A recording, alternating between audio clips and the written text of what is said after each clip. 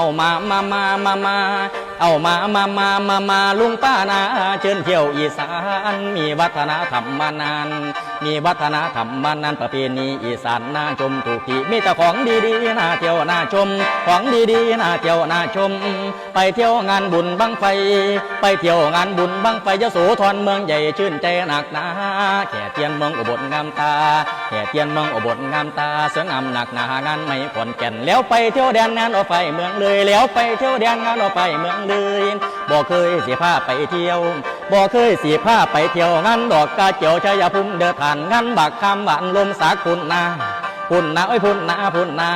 จมเหลวแห่งสะอ่อนซ้อนเอาไหลงานสร้างอ่อนซ้อนเอาไหลงานสร้างทั้งเมืองสู่ดินกระเม็นดำเขียดตำสาวบุรีรัมย์สำเนียงบ่ฮู้แต่ฟังเหลวเม็นมวนหูเชิญเที่ยวเมืองอุดรธานีเชิญเที่ยวเมืองอุดรธานีมาชมของดีผ้าไหมแพรว่าโอมบะแลงทุ่งสีเมืองงามตา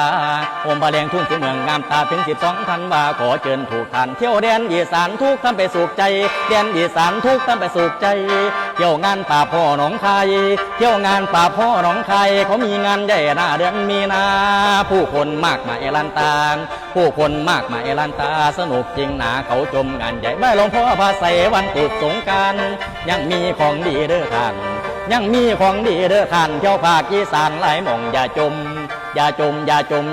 งานขาดพานมเดือน3เพิ่นตั้งกำหนดไปแม่นใหญ่หลายเจ้าไปเวลามันหน่อยเจ้าไปละเวลามันหน่อยเอาไว้เทื่อหลังจังไปเที่ยวใหม่หมดเวลาขอหยุดพักใบ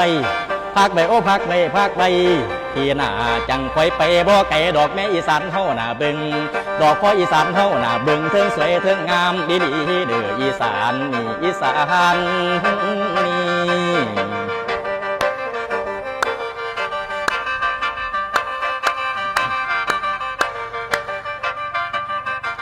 หมอลำของภาคอีสานหมอลำของภาคอีสานคู่กันมานานหลายหลากสาขาเสียงพินเสียงแก่นแววมาเสียงพินเสียงแก่นแววมาลำใจพญาแล้วก็ลำซึ้งกองยาวเสียงดังเถิดเทิงมาเตยลำเสิงเสียบุญบังไฟมาเตยลำเสิงเสียบุญบังไฟเสียงดังฟังต้องไปไกลเสียงดังฟังต้องไปไกลโป่งลางเสียงใสดังทั่วอีสานมรดกตั้งแต่โบราณ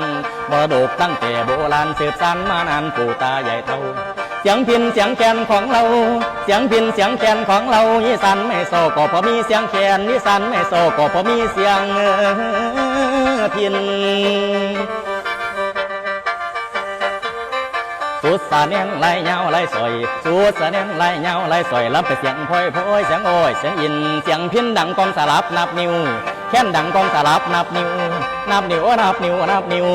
อันติวเขาใส่กันแนวนั้นจังมวนเสียงโน้นเสียงนุ่มเชิญมาเบิดสุ่มมาลำก่อนเชิญมาเบิดสุ่มมาลำก่อน